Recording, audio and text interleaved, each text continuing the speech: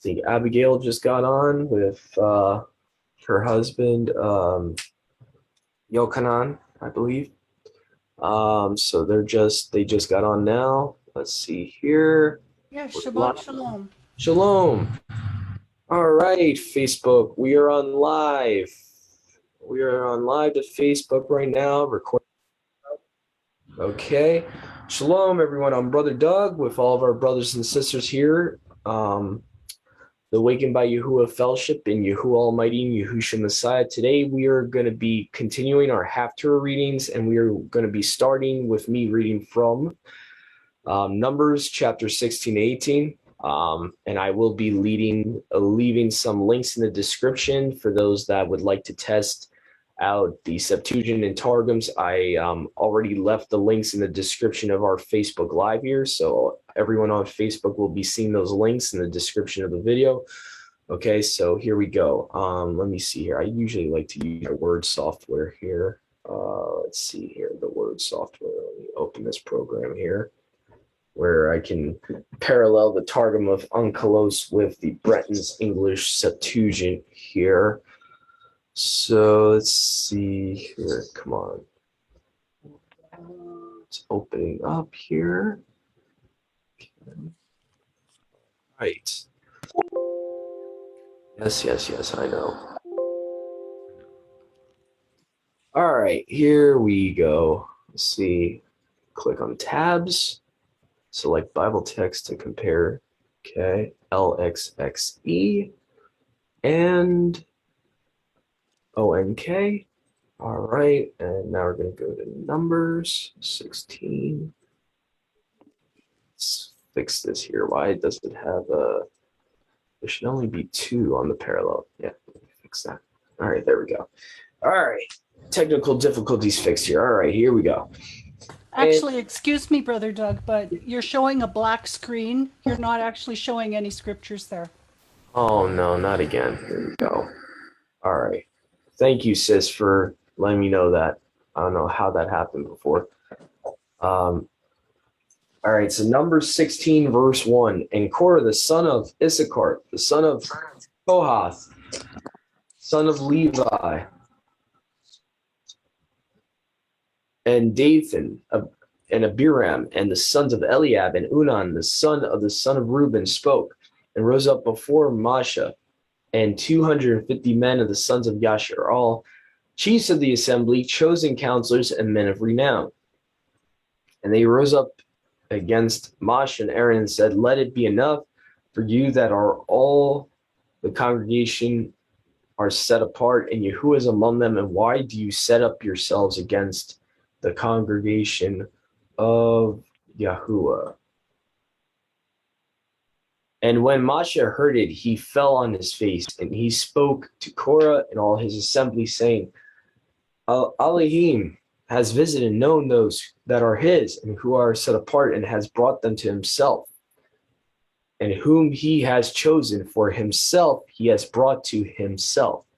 Interesting. I like that wording there. It kind of reminds me of Ephesians, where Paul says, Yahuwah reconciled the world to himself through Yahusha. So I kind of like that parallel of the oneness there. Verse 6 here, this do ye take to yourselves censers, Korah and all his company, and put fire on them, and put incense on them before Yahuwah tomorrow. And it shall come to pass that the man whom Yahuwah has chosen, he shall be set apart. Let it be enough for you, you sons of Levi. And Moshe said to Korah, hearken to me, you sons of Levi. Is it a little thing for you that the Elohim of Yasharal has separated you from the congregation of Yasharal and brought you near to himself to minister in the services of the tabernacle of Yahuwah, and to stand before the tabernacle to minister for them? And he has brought you near, and all your brothers, the sons of Levi, with you. And do you seek to be priests also? Thus, you and all your congregation which is gathered together against Elohim, and who is Aaron that you murmur against him? And Masha sent to call Dathan and Abiram, sons of Eliab, and they said, "We will not go up. Is it a little thing that you have brought us up to a land flowing with milk and honey to kill us in the wilderness, that you altogether rule over us? You are a prince, and have you brought us into a land flowing with milk and honey? And have you given us an inheritance of land and vineyards? Would you have put out the eyes of those men? We will not go up." And Masha was exceedingly indignant and said to Yahuwah, "Do you take no heed to their sacrifice?" Meaning, don't take heed to their sacrifice. "I have not taken away the desire of any one of them, neither have I hurt any one of them." And Masha said to Korah, "Set apart your company and be ready before Yahuwah, you and Aaron and they tomorrow." So even Masha has like, he has a point where, you tick him off enough, he's not going to be keep intercessing for you. So this is an interesting occurrence where Masha's like, yeah, don't listen to their prayers. Don't take heed to their sacrifice. And take each man his censer, and you shall put incense upon them, and shall bring each one his censer before Yahuwah. 250 censers, and you and Aaron shall bring each his censer. And each man took his censer, and they put on them fire and laid incense on them. And Masha and Aaron stood by the doors of the tabernacle windows. And Korah raised up against them all his company by the door of the tabernacle windows, and the splendor of Yahuwah appeared to all the congregation. And Yahuwah spoke to Masha and Aaron, saying, "Separate yourselves from the midst of this congregation. I will consume them at once."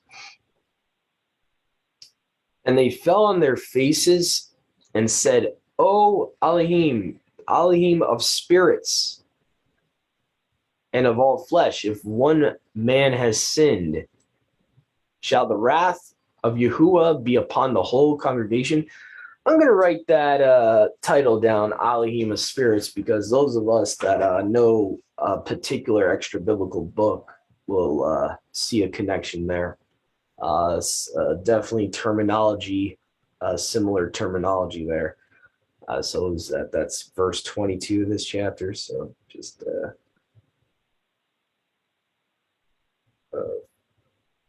spirits.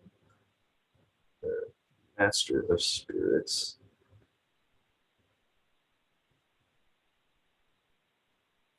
Okay. Anyway, moving on. And shall the wrath of Yahuwah be upon the whole congregation?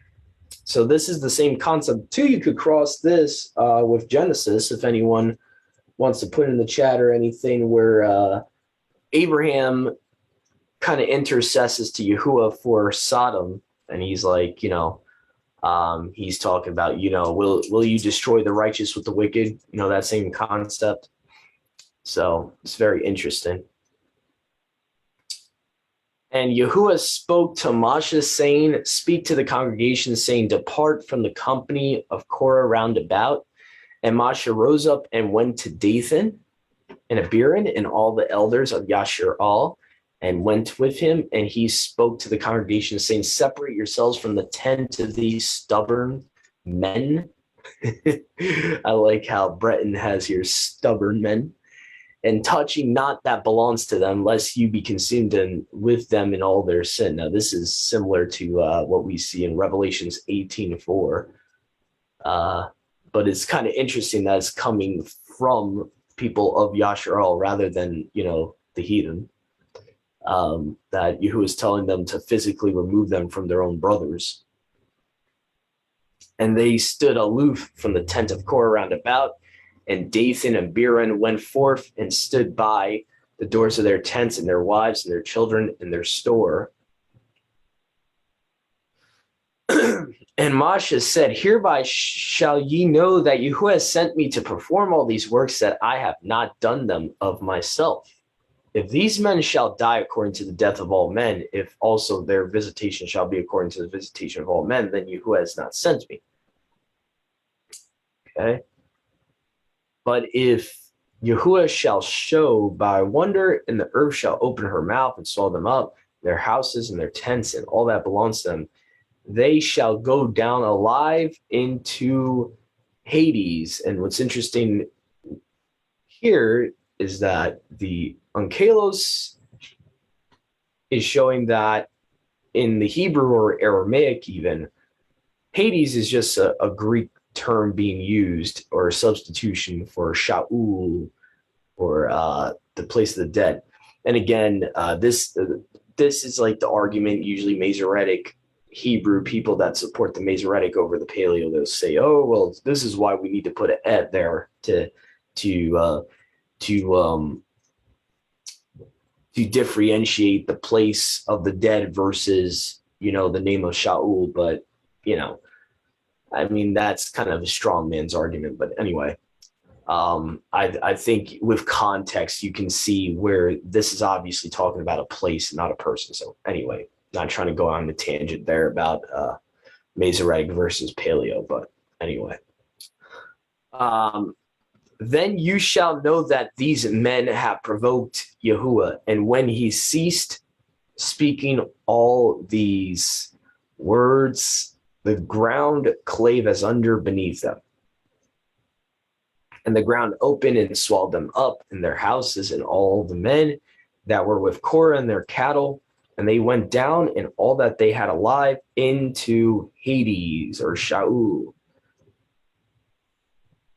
And the ground covered them, and they perished from the midst of the congregation. And all Yasharal round about them fled from the sound of them, for they said, lest the earth swallow us up. And fire went forth from Yahuwah and devoured 250 men that offered incense. So we see the strange fire.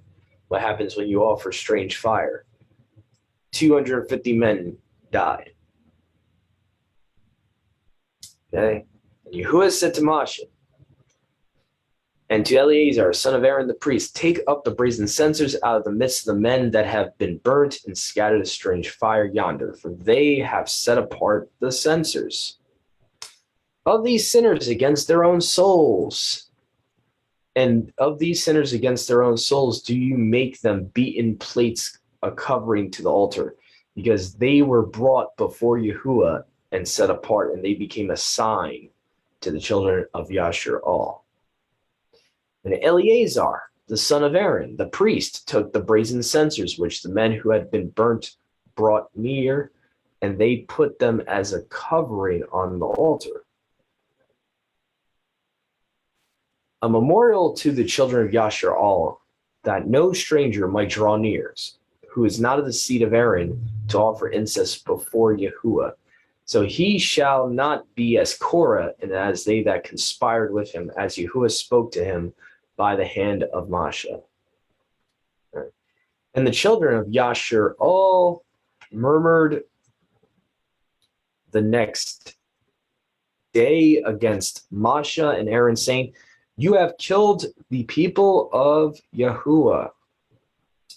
And it came to pass, when the congregation combined against Moshe and Aaron, that they ran impetuously to the tabernacle of witness, and the cloud covered it, and the splendor of Yahuwah appeared.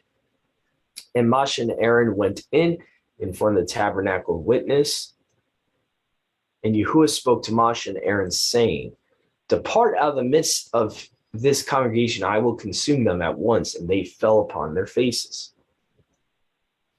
And Moshe said to Aaron, take a censer and put on it fire from the altar, and put incense on it, and carry it away quickly into the camp, and make atonement for them. For wrath is gone forth from the presence of Yahuwah. It has begun to destroy the people. So let's see here. I think we were at verse 30. Was it 37? Or the steam of Yahuwah appeared. Part of it. Okay. Verse 47, actually. Okay.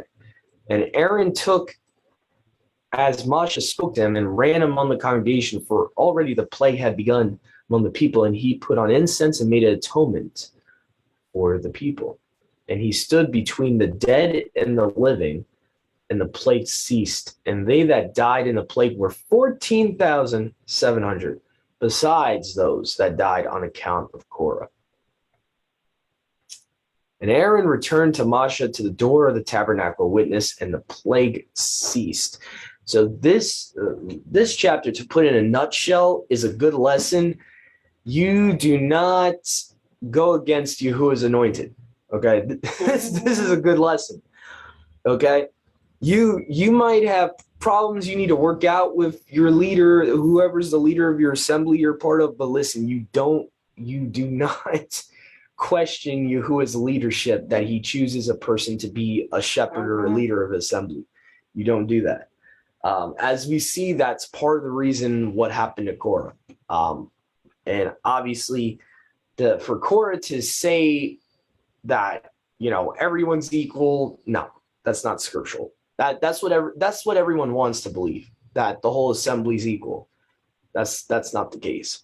Moshe was the most humble man. Scripture tells us he was the most humble man at that time on the earth. He was more humble than basically he was the most humble human being at that time on the earth. So, I mean, pretty much Yahuwah put him, as far as in honor and human esteem, Yahuwah put him before the rest of the congregation of Israel. Mm-hmm. He was right. not. You know what, Brother Doug? We need to be careful with that, because we are in a position, or we are in a society where there's a lot of false prophets, a lot of false teachers. Mm-hmm. And when you say to someone, you have to listen to the Father anointed, well, the Father has to give you discernment about that person being anointed. And True. Mm-hmm. Yeah, and well, in this case, Yahuwah made it very clear. And I think, to your point, Sister Marissa, to piggyback off of the point you just made, that, okay, what's the difference here in number 16? Yahuwah himself came down in the cloud in his splendor. You could even say Yahusha, because he's the image of his esteem, right? So when it talks about the splendor of Yahuwah came in the clouds, it's actually talking about Yahusha. Yahusha was even the one speaking to them, literally saying, Masha is my guy. I anointed him. You don't go against his authority. And even at that point, Masha was getting sick and tired of this, because this is not the first time, mind you. This is not the first offense of this wicked congregation that Masha led out of, that Yahuwah led out of Egypt by Masha's hand. Constantly this was happening. There's another instance we read about a couple of weeks ago where the same thing happens. They're questioning Masha's leadership, maybe not Aaron, but Masha's leadership. And they're like pointing fingers, oh, he has an Ethiopian wife. So constantly they're attacking Masha, who's so humble, intercessing for them, when he could have allowed Yahuwah to wipe them out on the first transgression of the golden calf. He could have wiped everyone out. Oh, yeah. And Masha again and again and again is being humble, saying, basically, Father, forgive them, show mercy on them for your great name's sake. He's constantly appealing to the Father's esteem and the esteem of his great name, to have mercy on them, to not wipe all of them out. And at this point, Masha's, he's reached the end of his tether. This is the point I was trying to make when reading. I was like, it doesn't matter how humble your leader is. You keep pushing his dang buttons. That's right. You keep pushing his dang buttons, and he's truly a leader of the Father, and Father has truly picked him to serve as a leader. Eventually, he's going to be like, you know what, Father, let at it. All right, you want to punish them? I'm getting out of the way. Yeah. Stand over there. So that's the point I'm trying to make. But to Sister Marissa's point, not everyone is chosen. Right. Not every human being is chosen to be a leader. And you can actually back that up with Paul's letters too. Paul even says, not all of you should be teachers. Not all of you should even desire to be teachers. Actually, word for word is from his letters when he's writing it. I believe he's either writing to Timothy or Titus. I forget which letter it is. He talks about, not all of you should, profess to be leaders or want to be leaders, want to be teachers, want to be elders. So again, it's important too, we don't put people on the pedestal, but at the same time, Yahuwah's people are not at the same level. Okay, there's reasons there's greatest in the kingdom, least in the kingdom. There's a reason. Every kingdom, even a human kingdom, works that way. The rulers and the kings are above the subjects. There's just equality you're not going to find in the Bible. I know we've been raised to think, equality, Yeah, well, that's our society that teaches us that. and that you're not going to find that in the scripture. Even, the synagogue of Satan is going to bow down in reverence at our feet. Okay, so the heathen are not equal with Yahuwah's people. So I'm just saying there's tons of scriptures that show that concept. But anyway, I don't want to beat a dead horse here. I'm going to move on to the next chapter. Numbers 17. Now, this is known as Korah's rebellion. Yeah, this is what I mentioned the other day, Mom. Yeah, that chapter we just read is known as the Rebellion of Korra. As you saw, Dathan was part of it. Mm-hmm. The lovely guy in the Ten Commandments. Yeah, I don't like him. Yeah. So actually they were part, and the funny thing is they're part of Aaron's own, it was his own physical brothers, as we read in context, is what was going on. They were rebelling against him, which is ridiculous. Like Aaron's was chosen to be, basically the priesthood was to go to him and his sons. And, they got jealous. Jealousy rearing its ugly head. Oh, yeah. But anyway, Numbers chapter 17. Here we go. So, and Yahuwah spoke to Moshe, speak to the children of Yasharel and take rods of them according to the houses of their families, a rod from all their princes according to the houses of their families, 12 rods, and write the name of each on his rod, and write the name of Aaron on the rod of Levi, for it is one rod. They shall give according to the tribe of the house of their families. And you shall put them. Okay, I love how the stupid scroller wants to keep doing that. And you shall put them in the tabernacle witness before the witness, where I will be made known to you. So it's talking about the presence, the esteem, the splendor of Yahuwah will be made known to them. And it shall be the man whom I shall choose, his rod shall blossom, and I will remove from me the murmuring of the children of Yasharal, which they murmur against you. Okay. All right. Where I will appoint my word to, my bad. I was just checking in the Targum in the previous verse. Yeah, it actually literally says his word will be made known to you. So yeah, this is actually showing that his splendor, the esteem of Yahuwah is Yahusha. Literally, the Targum is paraphrasing it, saying, I will appoint my word to be with you. Yeah, so anyway, moving on to verse 5 here, back to verse 5. And it shall be the man whom I shall choose, his rod shall blossom, and I will remove from me the murmuring of the children of Yasharal, which they murmur against you. And Moshe spoke to the children of Yasharal and all their chiefs, gave him a rod, for each one chief a rod, according to the house of their families, 12 rods, and the rod of Aaron in the midst of the rods. Okay.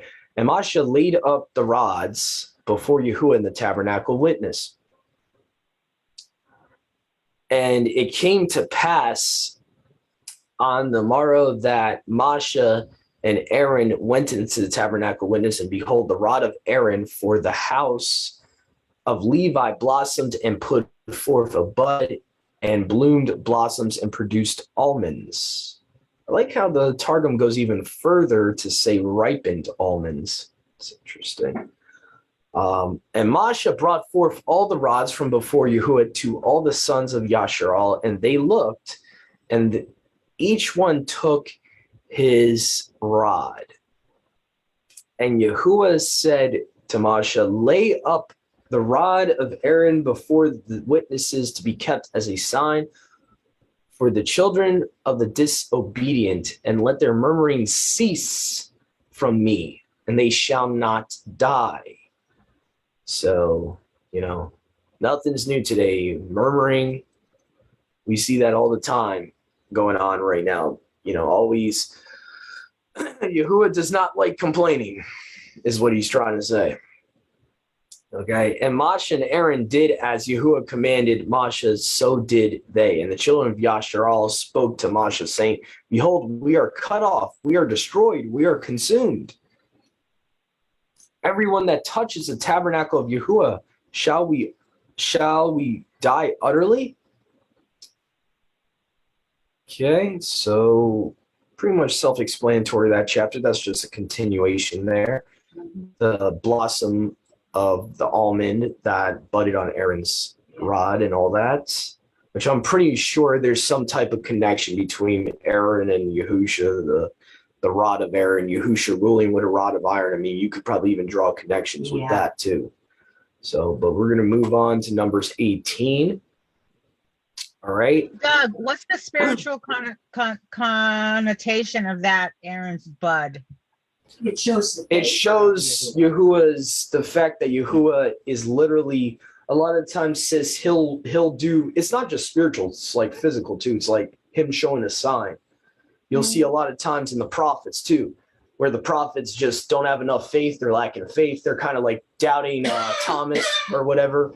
And Yahuwah's like, all right, you don't trust me yet? All right, I'm going to do something that shows you this is of me. And basically what Yahuwah was saying, the reason he said they need to stop their murmuring, I'm going to do this so they stop their murmuring. He's showing the whole congregation of Yasharal, Israel, that he chose Aaron, not them. Mm-hmm. That's his chosen to be the leader of the Levites, not Korah, not Dathan. And he's showing the whole congregation, listen, whose ever rod buds, that's the man I chosen. So that's kind of the point of it. I mean, the spiritual implication be showing that Yahuwah, he chose his leadership for Aaron of that priesthood, and it has to come from Aaron's loins. And we see obviously later on, because of sin, Yahuwah had to choose later descendants of Aaron, the Zadoks, and their physical descendants in the place of direct descendants of Aaron because of later sin of Israel and the whole divorce thing. But at this point in time, Yahuwah chose Aaron, and as a perpetual covenant with Aaron for the Levitical priesthood. It has to be him as the leadership, and from his loins, his direct loins.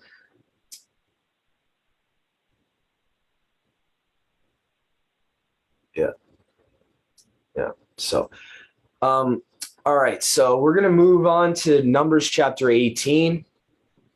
And Yahuwah spoke to Aaron, saying, you and your sons and your father's house shall bear the sins and set apart things.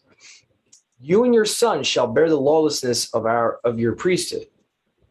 Okay, so they're kind of like, this is foreshadowing Yahusha here. So in this priesthood, they're kind of like, they're bearing all the sins of the people. So they got a huge responsibility, Aaron and his sons. Okay, take to yourself your brothers, the tribe of Levi, the family of your father, and let them be joined to you, and let them minister to you, and you and your sons with you shall minister before the tabernacle of witness, and they shall keep your charges and the charges of the tabernacle, only they shall not approach the set apart vessels and the altar. So both they and you shall not die. And they shall be joined to you and shall keep the charges of the tabernacle of witness. Okay, I don't know why it keeps scrolling up. Okay. In all the service of the tabernacle, and a stranger shall not approach to you. And you shall keep the charges of the set apart things and the charges of the altar, and so there shall not be anger among the children of Yasharal. And I have taken your brothers, the Levites, out of the midst of the children of Yasharal, a present given to Yahuwah to minister in the services of the tabernacle of witness. And you and your sons after you shall keep up your priestly ministration according to the whole manner of the altar, that which is within the veil. So it's talking about the veil of the tabernacle. Later on would become the veil of the temple, okay, in Jerusalem. and you shall minister in the services as the office of your priesthood, and the stranger that comes near shall die. Okay. And Yahuwah said to Aaron, and behold, I have given you the charge of the first fruits of all things, set apart to me by the children of Yashar'al, and I have given them to you as an honor, and to your sons after you for a perpetual, forever ordinance. Okay. So this is proof here that the Levitical priesthood's not done away with. Just because we're in a Melchizedek as of right now doesn't mean it won't come back. Okay. A lot of the times Yahuwah says this.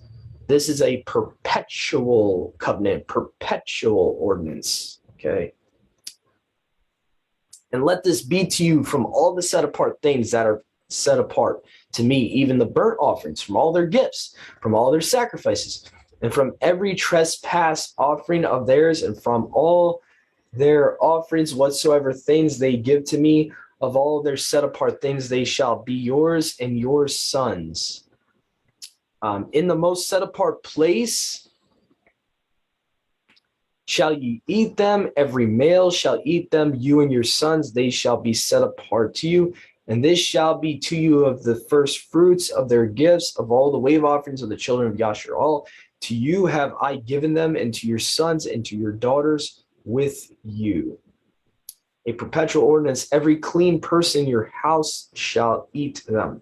Okay, so when it says every clean person in your house, it's not saying that a human is, it's not saying that they're unclean, meaning in sin, or that they're unclean of themselves. What it's talking about is ritually unclean. Okay, so when it's talking about every clean person in your house shall eat them, it's talking about as long as they haven't touched a dead body to make themselves unclean, as long as they haven't done anything to make them unclean for 24 hours, they can eat of the sacrifices. So that's what it's talking about. Okay, and in context, that's, second Passover in Numbers chapter 11. You can reference that also. Every first offering of oil, every first offering of wine, their first fruits of grain. By the way, again, British language here. Okay, Breton. Okay, he's British. So he's using corn. Okay, corn way back in the 1600s, 1500s, 1400s, 1300s, all those Bibles that came out way back when in, the 1300s to the 1800s, all of them are going to use the word English, the Old English word corn in that context for wheat or grain, just to explain that. Okay, you'll see that a lot in the Septuagint. And the Young Kalos, obviously, because this translation came out, a little bit later, it has wheat there to let you know it's grain. Okay, so it's saying the same thing. It's just that corn used to refer to any type of grain. And after I read this chapter, I'll give you proof with the etymology online, dictionaryonline.com. There's actual online etymology dictionaries you can go to see the root of the origin of certain words. Okay, so moving on here, verse 13. All the first fruits that are in their land, notice how it says, in their land. Doesn't say the land of your captivity. It says in their land. Whatsoever they shall offer to Yahuwah shall be theirs. Every clean person in your house shall eat them. So mind you, if they're in captivity, they cannot operate under a Levitical priesthood.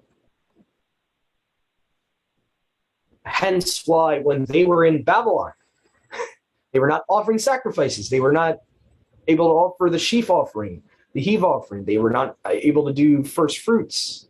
If they were keeping this feasts, which, is, I can see proof. I can see, both sides of the argument when Daniel was in Babylon, whether they were keeping the feast at all or not. But the point of the matter is, even if they were memorializing them in Babylon, they were not able to fully keep them in a Levitical priesthood context. Okay, they were not offering sacrifices in, where there would have been a pagan temple. I can assure you of that. So I think it's important to take that in context. It says in their land. that verse started off by saying. Okay. Every devoted thing among the children of Yasharal shall be yours, and everything that opens the womb of all flesh, whatsoever they bring to Yahuwah, whether man or beast, shall be yours. Only the firstborn of men shall be surely redeemed, and you shall redeem the firstborn of unclean cattle. And the redemption of them from a month old, their valuation of the 5 shekels, it is 20 oboli according to the set apart shekel. But you shall not redeem the firstborn of calves, firstborn of sheep, firstborn of goats. They are set apart. And you shall pour their blood upon the altar, and you shall offer the fat as a burnt offering for a smell sweet savor to Yahuwah. And the flesh shall be yours, as also the breast of the wave offering, and as the right shoulder it shall be yours. Every special offering of the set apart things, whatsoever the children of Yasharal shall especially offer to Yahuwah, I have given to you and to your sons and to your daughters with you a perpetual ordinance. It is a covenant of salt forever before Yahuwah for you and your seed after you. And Yahuwah said to Aaron, you shall have no inheritance in their land, neither shall you have any portion among them, for I am your portion and your inheritance in the midst of the children of Yasharal. Okay. And behold, I have given to the sons of Levi every tithe. Notice it says, I have given to the sons of Levi every tithe. Okay. So you have to give tithes to Levi. Hence why I believe today, for the most part, tithing is not applicable in a Melchizedek priesthood. This is why. Okay. It doesn't say just some of the tithes, it says every tithe. In Yasharal. Most likely that's referencing, talking about in the land for inheritance for their services, wheresoever they perform ministry in the tabernacle of witness. And the children of Yasharal shall no more draw near to the tabernacle of witness to incur fatal guilt. The Levite himself shall perform the service of the tabernacle of witness, and they shall bear their iniquities or their lawlessnesses. It is a perpetual statute throughout their generations. And in the midst of the children of Yasharal, they shall not receive an inheritance, because I have given as a distinct portion to the Levites for an inheritance the tithes of the children of Yasharal, whatsoever they shall offer to Yahuwah. Therefore I said to them, in the midst of the children of Yasharal, they shall have no inheritance. And Yahuwah spoke to Moshe, saying, you shall speak to the Levites and shall say to them, if you take the tithes from the children of Yasharal, which I have given to you from them for an inheritance, then shall you separate from it a heave offering to Yahuwah, a tenth of a tenth, or you could say a tithe of a tithe.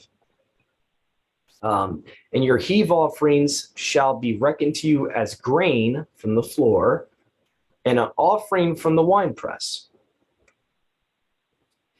So shall you also separate them from all the offerings of Yahuwah out of all your tithes, whatsoever you shall receive from the children of Yasharal. You shall give of them an offering to Yahuwah, to Aaron the priest. Of all your gifts you shall offer an offering to Yahuwah, every first fruit, the set apart part from it. And you shall say to them, when you shall offer the first fruits from it, then shall be reckoned to the Levites as produce from the threshing floor, and as produce from the wine press.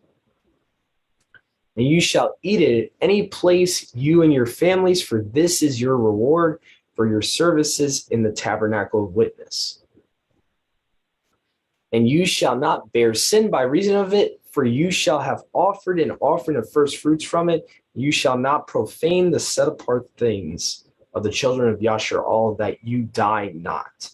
So this is serious stuff. Like Korra in a couple chapters back, they wanted this esteem of, being in charge and all that. Yeah, that's all the responsibilities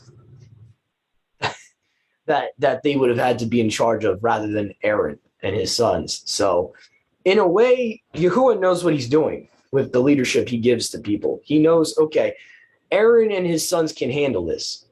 Okay, but not and so that's another lesson we can learn, that realize with much honor of being chosen by you as a shepherd, you have a lot of responsibilities.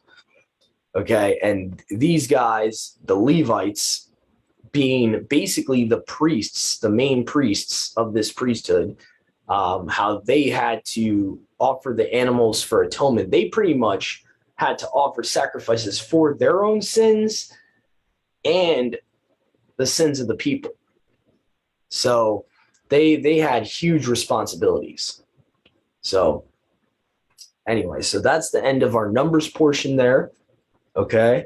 And like one of the people of our fellowship said, please, guys, I know it's hard, and I know some people might forget how to do it, but if you could, I would suggest, if you want to bring up a question or comment when I'm reading, please press the raise hand button, just so I know that you want to say something, rather than interjecting. That would be a request of mine here.